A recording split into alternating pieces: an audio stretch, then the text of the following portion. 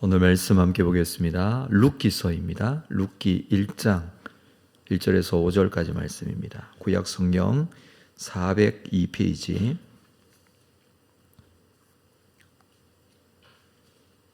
룻기 1장 1절에서 5절까지 말씀입니다. 이 말씀 한 절씩 교독하겠습니다. 사사들이 치리하던 때에 그 땅에 흉년이 드니라. 유다 베들레헴에 한 사람이 그의 아내와 두 아들을 데리고 모압 지방에 가서 거류하였는데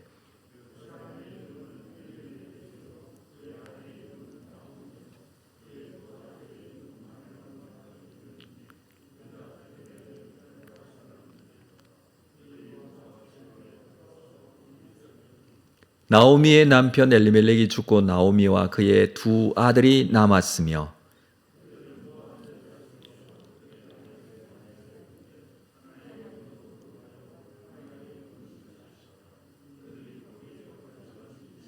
함께 읽습니다. 말론과 기르온 두 사람이 다 죽고 그 여인은 두 아들과 남편 뒤에 남았더라. 오늘부터 룻기 말씀 좀 묵상하도록 하겠습니다. 룻기서의 이 독특한 부분은 구약 성경에서 여성이 주인공인 두 권의 책 중에 하나입니다. 하나는 에스더이고 오늘 우리가 읽게 된 룻기서입니다.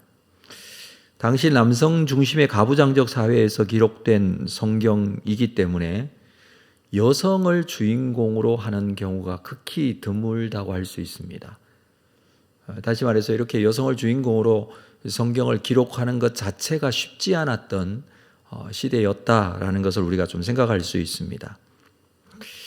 이 룻기는 이스라엘로 들어온 이방 여성에 대한 이야기라고 한다면 에스더서는 이방 땅으로 간 이스라엘 여성의 이야기라고 할 수 있습니다. 이 두 여성의 놀라운 신앙을 기념하고 본받기 위해서 성경으로 기록에 남겨진 것 같습니다.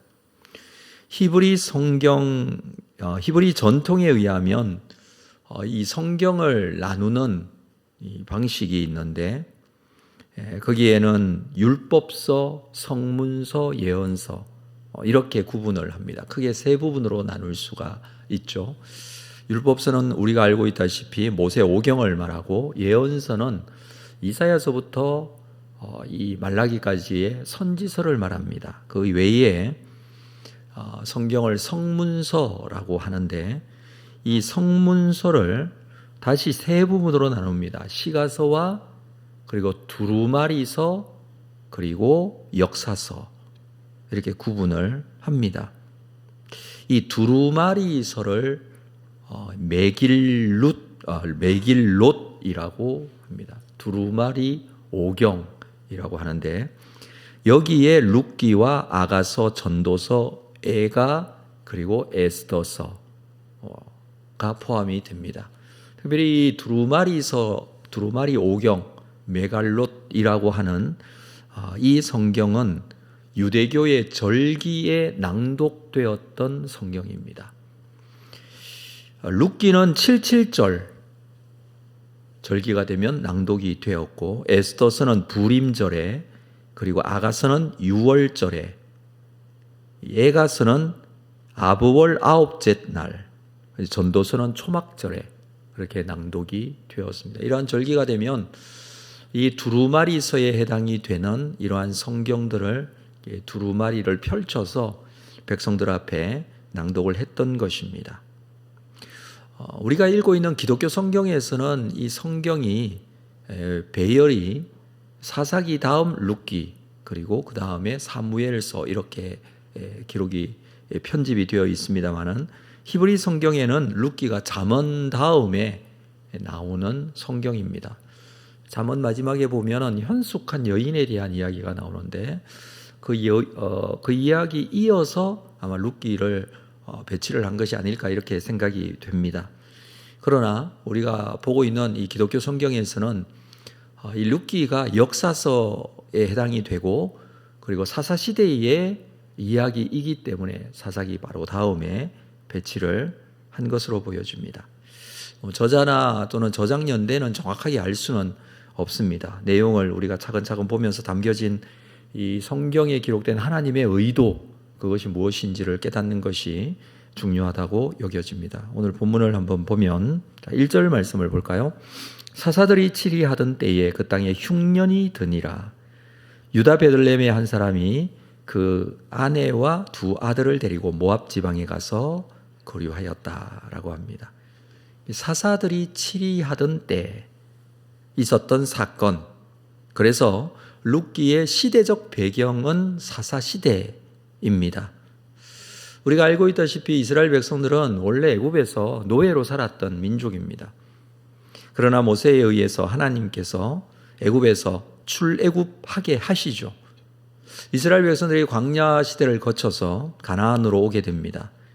모세를 이은 여호수아가 지도자가 되어서 요단을 건너 가나안 땅을 전쟁을 통해서 정복하게 됩니다. 그 이후에 가나안에 정착하게 되는데, 정착한 이스라엘이 그 가나안에서 살기 시작한 일상, 그 일상의 시간을 보여주는 것이 바로 사사기 시대입니다. 그렇지만 이 사사기 시대는 타락과 구원이 반복되면서 점점 이스라엘이 영적으로 타락하게 되죠. 사사기의 말기에는 사람들이 자신의 소견에 옳은 대로 행하는 그런 시대였습니다. 그래서 영적으로 파산 상태에 이르게 된 시대가 바로 이 사사시대였습니다. 이때에 오늘 본문에 보면 가나안에 흉년이 들었다라고 합니다.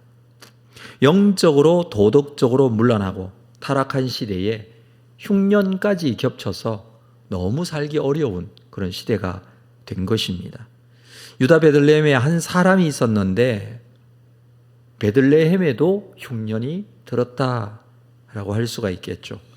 베들레헴, 이 지명의 이름의 뜻이 원래 떡집이라는 이름의 뜻을 가지고 있습니다. 먹을 것이 넉넉한 곳이라는 의미겠죠. 그러나 먹고 살기가 어려워서 이곳에 살고 있던 한 사람이 이방 땅인 모압 지방으로 가게 되었다라고 합니다. 이 베들레헴이라는 곳은 나지막한 산등성이에 있는 지역인데 혹시 올리브, 포도 이런 것들을 재배하고 사는 지역인데, 이곳이 강수량이 그렇게 많지 않은 지역이기 때문에 다른 지역보다 가뭄으로 인한 피해가 큰 지역이라고 할 수 있습니다. 가뭄이 들면 참 어려운 지역이라고 할 수가 있습니다. 그에 비해서 모압 지역, 이 지역은 물이 풍부하고 강수량이 많은 지역이기 때문에 이 한 사람은 아내와 두 아들을 데리고 모압으로 이주하게 되었다. 이렇게 한 가정의 이야기를 기록해 주고 있습니다. 2절에 볼까요? 그 사람의 이름은 엘리멜렉이요, 그의 아내의 이름은 나오미요, 그의 두 아들의 이름은 말론과 기론이니 유다 베들레헴 에브랏 사람이더라. 그들이 모압 지방에 들어가서 거기 살았다. 자, 이 사람의 이름이 엘리멜렉입니다. 엘리멜렉. 이 이름의 뜻이 나의 하나님은 왕이시다라는 이름의 뜻입니다. 이름이 굉장히 신앙적이고 성경적이고 좋은 이름을 가지고 있지 않습니까? 그렇지만 그의 행동은 그렇게 하지를 못하고 있습니다. 이스라엘은 가나안 땅에 들어오면서 지파별로, 가문별로, 가정별로 땅을 분배받았습니다.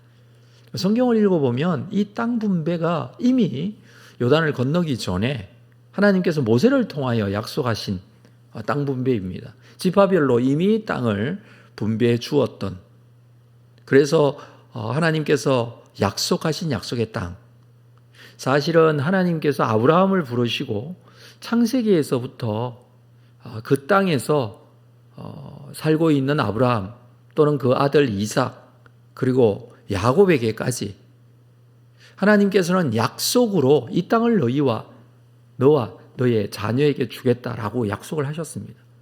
그 약속하신 것이 이루어지는 과정이 바로 이스라엘 백성들에게 땅 분배하는 사건이죠. 그래서 지파별뿐만 아니라 가문별로 가정별로 땅을 다 분배를 받았습니다. 그게 여호와의 기업이 되었고 그곳에서 살게 되었던 것이죠.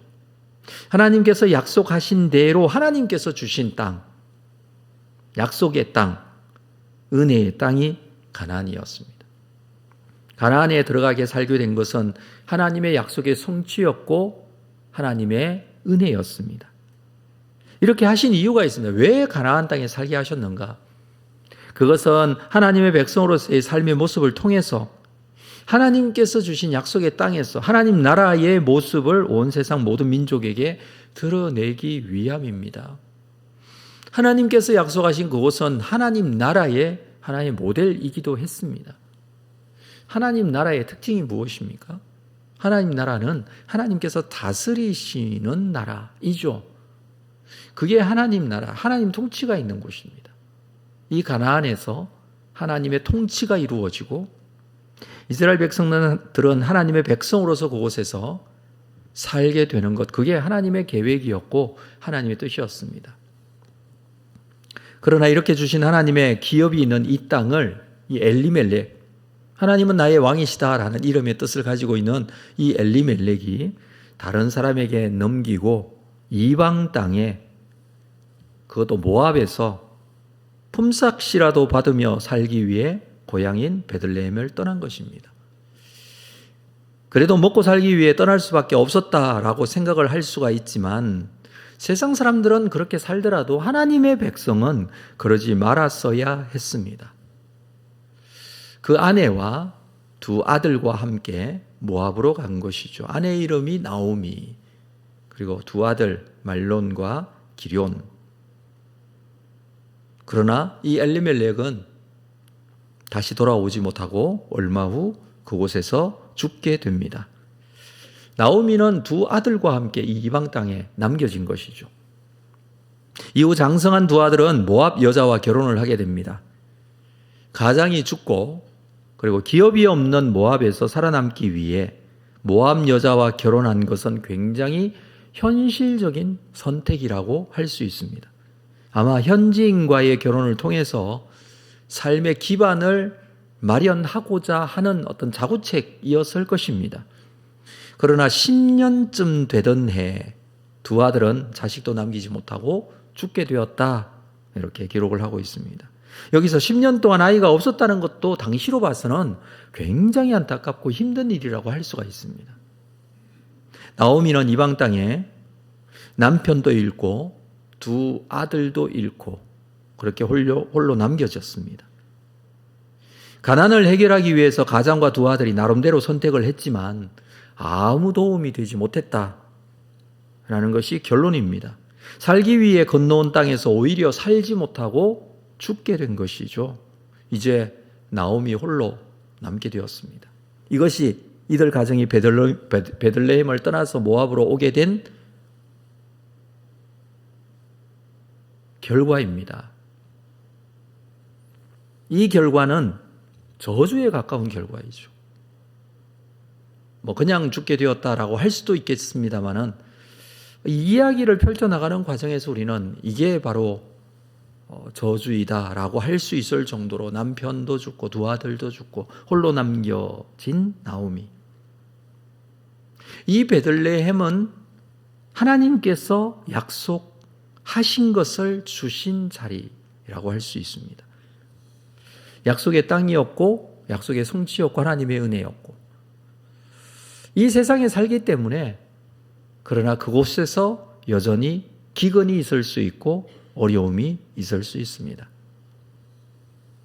그러나 우리는 오늘 본문의 말씀을 통해서 다시 한번 생각할 수 있는 것은 이 땅에서의 기근은 흉년뿐만 아니라 영적 기근이 더 큰 문제다라는 것입니다.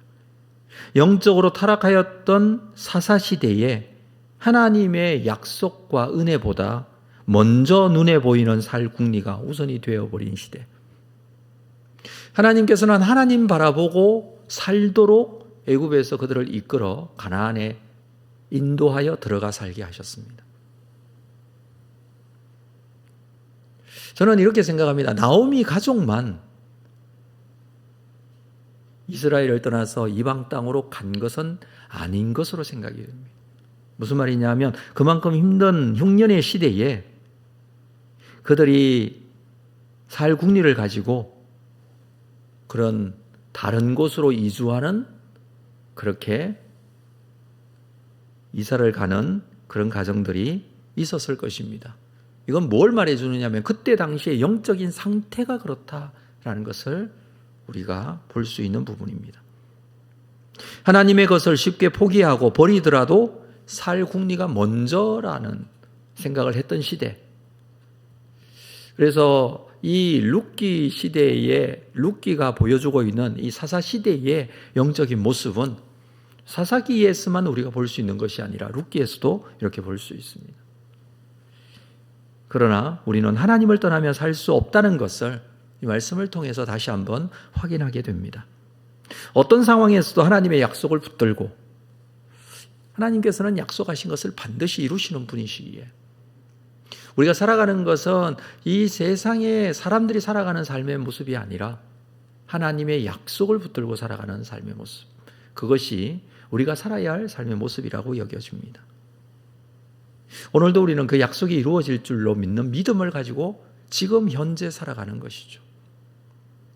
사사기 시대에 살았던 많은 이스라엘 백성들이 영적으로 온전치 못하고 혼탁한 시대 속에 그들이 끝까지 붙들어야 할 것은 하나님의 약속의 말씀, 기업으로 주신 그 땅에서 하나님의 약속이 성취될 줄로 믿고 앞으로도 인도에 가실 줄로 믿고 어떤 상황에서도 하나님을 믿는 믿음이 필요했습니다.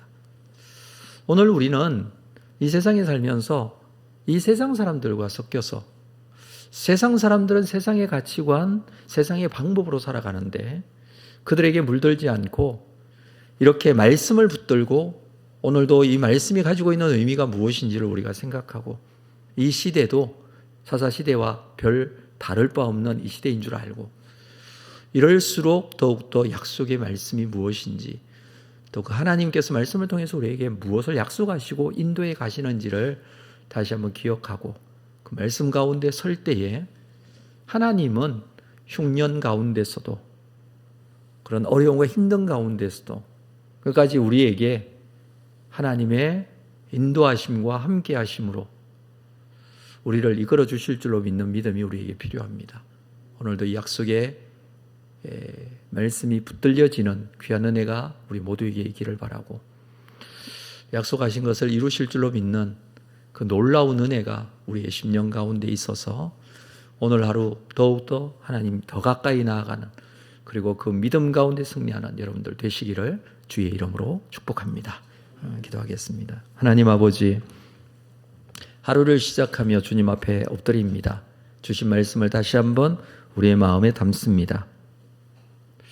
우리는 우리에게 주신 하나님의 은혜와 또 하나님의 구원에 대한 확신과 믿음 가운데 다시 한번 서기를 원합니다.